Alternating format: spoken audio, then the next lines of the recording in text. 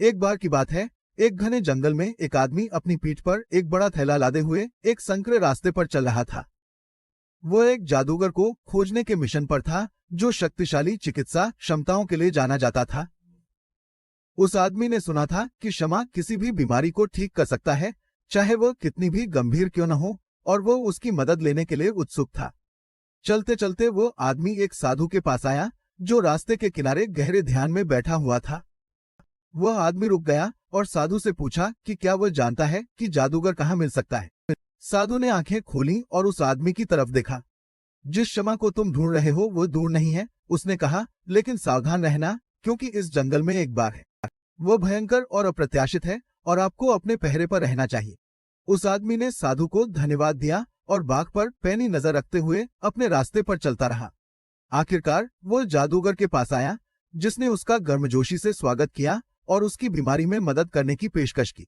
लेकिन जैसे ही क्षमा अपने उपचार की रस्म शुरू करने वाला था, उस आदमी ने जोर से गुर्राने की आवाज सुनी। मुड़कर उसने देखा कि बाघ झाड़ी से बाहर निकल रहा है। उसकी निगाहें उसी पर टिकी हैं। वो आदमी घबरा गया और भागते ही अपना बैग गिरा दिया। लेकिन आदमी की परेशानी देखकर क्षमा समझ गया कि क्या हो रहा है। वो जानता था कि बाघ आदमी के पीछे नहीं, थैले के पीछे। बैग के अंदर मांस का एक टुकड़ा था, जिसे वो आदमी क्षमा को भेंट के रूप में लाया था। क्षमा ने जल्दी से बैग बाघ की ओर फेंका, जो उत्सुकता से उस पर झपटा। जैसे ही बाघ ने मांस खाया, क्षमा आदमी की ओर मुड़ा और मुस्कुराए। तुम देखो, उसने कहा, यह सब गलतफहमी थी, बाघ तुम्हारे पीछे कभी नहीं था। वो केवल वो भोजन चाहता था जिसे आप ले जा रहे थे। वो आदमी स्तब्ध था। वो अपने ही डर और चिंता में इतना उलझा हुआ था कि उसने स्थिति को पूरी तरह से गलत समझा था। लेकिन जादूगर के शब्द उसके साथ प्रतिध्वनित हुए और वो ये देखने लगा कि कैसे उसकी अपनी धारणाओं और विश्वासों ने उसके अनुभव को आकार दिया है। और इसलिए बुद्ध की शिक्षाओं की एक नई समझ के साथ आदमी ने जंगल छोड़ दिया।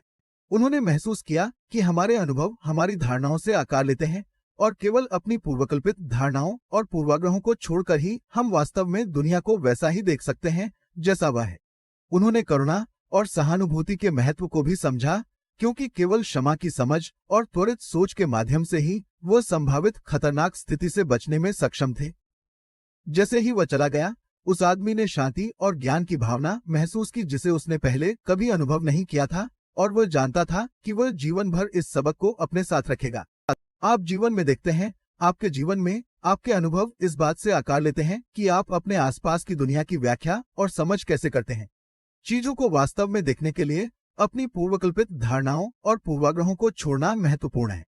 हमेशा दूसरों को समझने का प्रयास करें और दया और करुणा के साथ कार्य करें, और हमेशा वर्तमान क्षण में खुले और दयालु हृदय से जिएं।